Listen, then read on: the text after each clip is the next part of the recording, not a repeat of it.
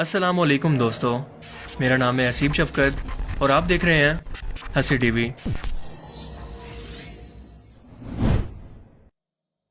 2021 में रिलीज होने वाली हॉलीवुड फिल्म इटर्नल्स कैसे इस कायनात की शुरुआत से लेकर इंसानों की तख्लीक और इसकी तबाही का नजरिया अपनी खुद की बनाई हुई फर्जी कहानियों से बदलकर इंसानों को लादीन और एथियस्ट बनने की दावत दे रही हैं।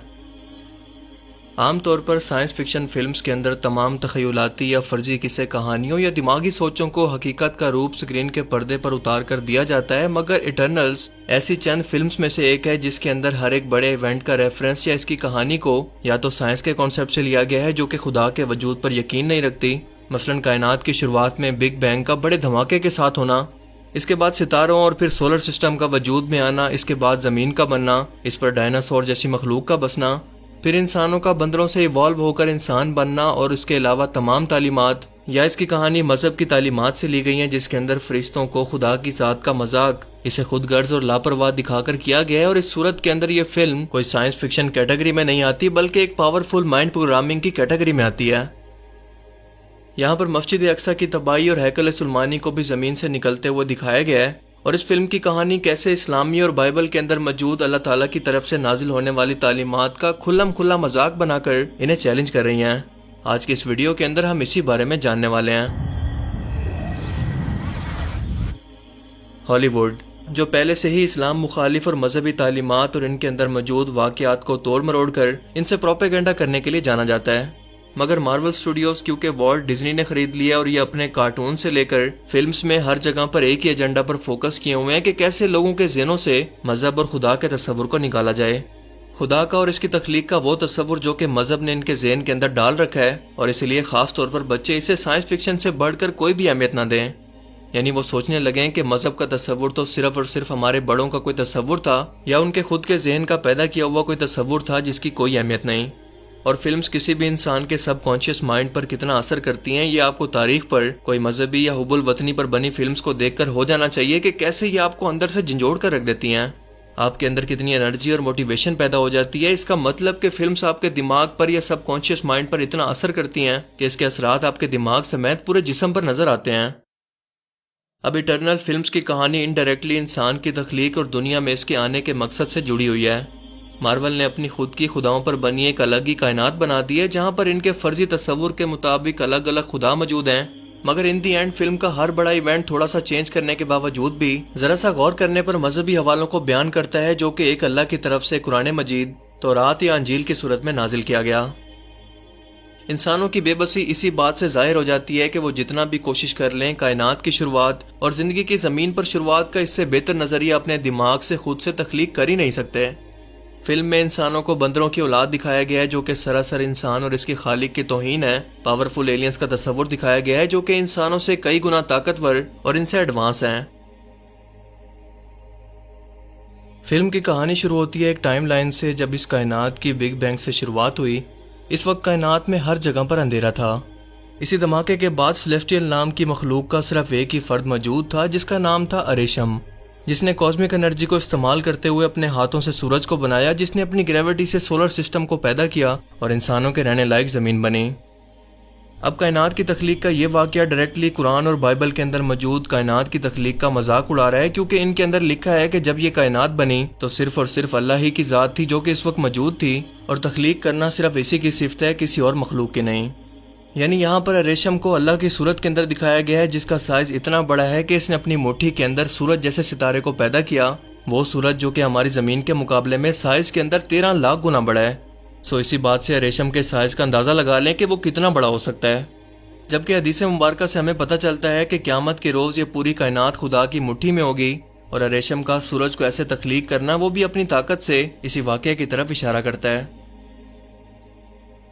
अब बात यहाँ पर रुकती नहीं बल्कि रेशम इस कायनात के फैलाव के लिए अपने जैसे मजीद सेलेस्टियल को पैदा करता है जो कि यही काम करते हैं, यानी तख्लीक करना और कायनात के अंदर बाकी मुख्तलिफ काम जैसा कि नई नई मखलूक को पैदा करके इन पर तजर्बे करना, इन्हें इवॉल्व करना और इसके बाद इनको तबाह कर देना, जो कि सरासर शिर्क और इंसानों को एथियस्ट बनाने के लिए कायल करने की कोशिश है, जिसके बारे में अल्लाह ताला खुद कुरान करीम के अंदर फरमाते हैं कि इन काफरों से कह दो कि अगर अल्लाह के अलावा कोई और खुदा होता तो इनके आपस के अंदर इख्तलाफात की वजह से कायनात का ये निज़ाम कभी भी कायम ना रह सकता, जबकि हम देखते हैं कि ऐसा बिल्कुल नहीं है, کیونکہ چھوٹے سے چھوٹے ایٹم سے لے کر گلیکسیز تک کا نظام ایک ترتیب سے چل رہا ہے جو کہ ایک ہی خدا کی موجودگی کی طرف ہم سمجھدار انسانوں کو اشارہ کرتا ہے کہ اگر پوری کائنات کا نظام بالکل ایک جیسا ہے، اس کی تمام ترتیب ایک جیسی ہے، تو اس کا خالق بھی کوئی ایک ہی ہوگا۔ فلم کے مطابق ہر سیلیسٹیل کو پیدا کرنے کے لیے اس کا بیج ایک زمین جیسے سیاروں پر اس کی تہہ میں ڈالا جاتا ہے، جہاں پر وہ کئی ہزار سالوں کے بعد اس سیارے کو پھاڑ کر اس سے باہر نکلتا ہے۔ مگر اس سیلیسٹیل کو پیدا ہونے سے پہلے اس دوران بہت زیادہ انرجی چاہیے ہوتی ہے جو کہ اس سیارے پر بسنے والی سمجھدار اور ذہین مخلوق سے اسے ملتی ہے۔ یعنی اس سیارے پر جتنا زیادہ کوئی سمجھدار مخلوق موجود ہوگی یا جتنا زیادہ تعداد کے اندر ہوگی، اتنا ہی جلدی یہ سیلیسٹیل زمین کو پھاڑ کر باہر نکلے گا اور وہ سیارہ اور اس پر موجود تمام مخلوقات تباہ ہو جائیں گی۔ اب یہاں پر کہانی شروع ہوتی ہے ایک سیلیسٹیل کی پیدائش کے لیے زمین پر بھیجے جانے والے ایک بیج سے، جس سیلیسٹیل کا نام ہوگا ٹمٹ، اور ہزاروں سالوں تک یہ بیج یہاں پر موجود رہے گا۔ اس دوران زمین پر ڈائناسور موجود تھے، اور ظاہر ہے کہ ڈائناسور کی موجودگی میں انسان جیسی سمجھدار مخلوق پیدا نہیں ہو سکتی تھی، اور اس کی وجہ سے یہ سیلیسٹیل بھی پیدا نہ ہو سکتا۔ اب اریشم ان ڈائناسورز کو ختم کرنے کے لیے ایک نئی طاقتور مخلوق کو پیدا کرتا ہے جس کا نام ہے ڈیوینٹس۔ اس مخلوق کی پیدائش کے اندر کچھ خرابی ہوتی ہے اور اسی وجہ سے یہ ڈائناسورز کو ختم تو کر دیتے ہیں، لیکن پھر خود سے ایوالو ہو کر ہر چیز کو تباہ کرنے لگتے ہیں جن کی موجودگی کے اندر انسان یہاں زمین پر رہ کر ایوالو ہو کر ترقی نہ کر پاتے۔ اور اسی لیے اب کی بار ریشم ایک مزید طاقتور مخلوق کو پیدا کرتا ہے جس کی شکل تو انسانوں جیسی ہوتی ہے، مگر وہ بہت ہی طاقتور اور ذہین ہوتے ہیں۔ اس مخلوق کا نام ہے ایٹرنلز، جن کی کہانی پر یہ پوری فلم بیس کرتی ہے۔ یہ لوگ آج سے 7000 سال پہلے زمین پر اپنے ایک اسپیس شپ سے آتے ہیں اور انسانوں کو ڈیوینٹ سے بچا کر انہیں ختم کر کے انسانوں کو ٹیکنالوجی اور ہتھیار دے کر ایوالو ہونے میں مدد کرتے ہیں اور انہی کے ساتھ بیس بدل کر رہنے لگتے ہیں۔ اب ذرا اس کہانی کی ٹائم لائن کو سمجھے تو ہمیں پتہ چلے گا کہ یہ ڈیوینٹس اللہ تعالیٰ کی پیدا کی گئی مخلوق جنات کو دکھا رہی ہیں جو کہ انسانوں سے بھی پہلے زمین پر موجود تھے، مگر سرکش اور نافرمان ہو گئے، آپس میں جنگیں کرنے لگے، فتنہ اور فساد پھیلانے لگے۔ تب اللہ تعالیٰ نے حضرت آدم علیہ السلام کی تخلیق کی اور انہیں زمین پر بھیجنے کا فیصلہ کیا، لہٰذا زمین سے ڈائناسور اور جنات کا خاتمہ ضروری تھا، جنہیں ختم کرنے کے لیے جبرائیل علیہ السلام نے فرشتوں کی جماعت کے ساتھ جنات سے جنگ کر کے انہیں شکست دی اور یہ بکھر کر دنیا کی ویران جگہوں تک محدود ہو گئے۔ اور بالکل یہی کہانی اس فلم کی ہے کہ ایٹرنلز ان فرشتوں کی جماعت کو دکھا رہے ہیں جو کہ زمین پر جنات سے جنگ کرنے کے لیے، جو کہ فلم میں ڈیوینٹس ہیں اور دنیا میں مختلف جگہوں پر بکھر کر آج بھی موجود ہیں۔ یاد رکھیں کہ فلم کے اندر ڈیوینٹس کی تخلیق کے اندر خرابی کو دکھایا گیا ہے، یعنی اللہ تعالیٰ کی ذات ایک ایسی مخلوق کو پیدا کر رہی ہے جس میں خرابی ہے، وہ مکمل نہیں ہے۔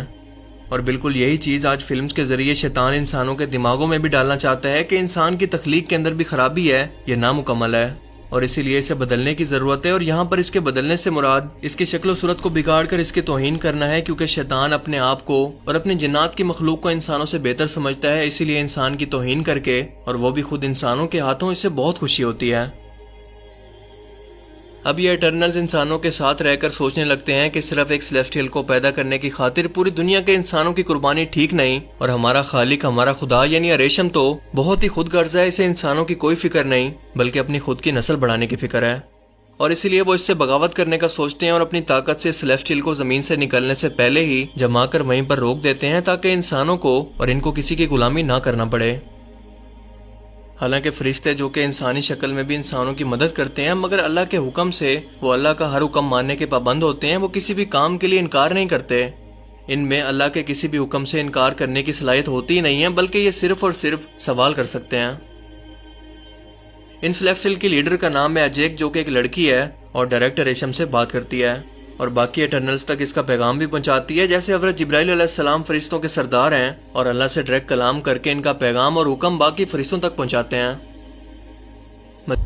How long do we have? 7 days. مزید فلم میں ایک جگہ پر کائنات کی تباہی کے اندر 7 دن کا وقت بتایا گیا ہے، جبکہ یہ کانسیپٹ بھی قرآن کریم میں کائنات کی تخلیق کے 7 دن کے وقت کے طور پر اتنا ہی بیان ہوتا ہے، مگر تخلیق کے لیے۔ اس کے علاوہ فلم میں کئی جگہ پر بولڈ سینز، کیسز اور مار دھاڑ بھی دکھائی گئی ہے، جبکہ ایسی فلمز کو سب سے زیادہ بچے ہی شوق سے دیکھتے ہیں، اور فلم کے اندر بھی اس طرح کے فحش اور پرتشدد مناظر کو دیکھ کر بچے اس سے کیا سبق لیں گے، یہ سمجھنا زیادہ مشکل نہیں ہے۔ حالانکہ اس فلم کو 13 سال کے بچوں کے لیے محدود کر دیا گیا ہے، مگر اس کی پروموشن خود بچوں سے ہی کروائی گئی ہے، اور ایک بچی کو بھی ایٹرنلز کی ٹیم کا حصہ بنا دیا گیا ہے تاکہ بچے خود کو اس سے ریلیٹ کر سکیں۔ اس فلم کا مقصد بچوں کے دماغ میں بالکل یہی ڈالنا ہے اور انہیں میسج دینا ہے کہ وہ بھی اپنی مرضی سے چاہیں تو خدا سے بغاوت کر سکتے ہیں. انہیں اپنی مرضی کے مطابق فیصلے کرنے کے لیے کوئی بھی مذہب یا کوئی بھی دین ایسا کرنے سے نہیں روک سکتا، کیونکہ خدا پیدا بھی ہوتا ہے، اسے موت بھی آتی ہے، اور وہ اپنے کام کروانے کے لیے کسی اور کا محتاج ہے. وہ خود غرض ہے، اسے انسانوں کی نہیں بلکہ اپنی خود کی اور اپنی نسل کی فکر ہے، اور اسی لیے ایسے خدا پر بھروسہ نہیں کرنا چاہیے. فلم میں بڑھتی ہوئی آبادی کو دنیا کا سب سے بڑا مسئلہ بنا کر دکھایا گیا ہے، جو کہ نیو ورلڈ آرڈر کا ایجنڈا ہے کہ دنیا کی آبادی کو کم سے کم رکھا جائے تاکہ دنیا کے انسانوں پر کنٹرول کرنا آسان ہو اور انہیں ذہنی طور پر غلام بنانا بھی. فلم کے ایک سین میں ہم عراق کے سراء کے اندر موجود ایک ایسے خلائی جہاز کو نکلتا ہوا دیکھتے ہیں جو کہ آج سے 7000 سال پہلے زمین پر ایٹرنس کو لے کر آیا تھا، جو دراصل ہیکل سلیمانی کو دکھا رہا ہے. اور اس کے نیچے موجود مسجد اقصی کا گنبد تباہ شدہ حالت کے اندر ٹوٹا ہوا ہم دیکھ سکتے ہیں، جو کہ بتا رہا ہے کہ مسجد اقصی فیوچر کے اندر تباہ ہوگی اور تیسری مرتبہ ہیکل سلیمانی بن کر رہے گا، جس کے نیچے سے تابوت سکینہ نکلے گا. اور یہ سب کچھ انڈائریکٹلی لوگوں کے سب کانشیس مائنڈ کے اندر بٹھایا جا رہا ہے تاکہ لوگ فیوچر میں اس کے لیے تیار رہیں. اگر ہم فلم کے پوسٹر پر غور کریں تو ایٹرنلز کے نیچے یہ لفظ لکھے ہیں کہ ان دی بگننگ، یعنی شروعات میں. لیکن در حقیقت کائنات کی شروعات کے وقت صرف اور صرف اللہ تعالیٰ کی ذات موجود تھی، نہ کہ کوئی بھی اور مخلوق یا کائنات کی کوئی بھی اور چیز. جبکہ ایٹرنلز کے پیچھے نکلتا ہوا سورج ڈائریکٹلی شیطان کو ٹریبیوٹ دے رہا ہے، کیونکہ حدیث مبارکہ کے اندر ہے کہ سورج صبح کے وقت شیطان کے سینگوں کے درمیان ہوتا ہے. اگر یہ سب مذہبی تعلیمات کے حوالے دیکھ کر بھی آپ اس فلم کو صرف ایک سائنس فکشن انٹرٹینمنٹ سمجھتے ہیں تو پھر آپ کی آنکھوں پر اپنی خواہشات کی ایسی پٹی پڑ چکی ہے جس کے آگے آپ کو کچھ بھی نظر آ کر بھی نظر نہیں آنے والا. مگر عقل والوں کے لیے صرف نشانیاں ہی کافی ہیں. اور ایسی فلمز مستقبل کے اندر بھی مزید آنے والی ہیں اور تب تک آتی رہیں گی جب تک یہ آپ کو سوچنے پر اور اپنی تخلیق کے مقصد پر سوال کروانا نہ شروع کروا دیں. اسی لیے جتنا ہو سکے اپنے بچوں کو ایسے پروپیگنڈا اور جھوٹ سے بچائیں اور انہیں اس کے بارے میں اویئرنیس دے کر ان کے خلاف لڑنے والا فوجی بنائیں، کیونکہ ہم سب پر میڈیا کی ایک جنگ مسلط ہے. اور آپ جانتے ہیں کہ جنگ میں صرف دو ہی راستے ہوتے ہیں کہ یا تو مار دو یا مر جاؤ. آپ ان میں سے کیا بننا چاہتے ہیں، یہ فیصلہ آپ کے ہاتھ میں ہے. اللہ تعالیٰ ہمیں سمجھنے کی اور عمل کرنے کی توفیق عطا فرمائے. آمین.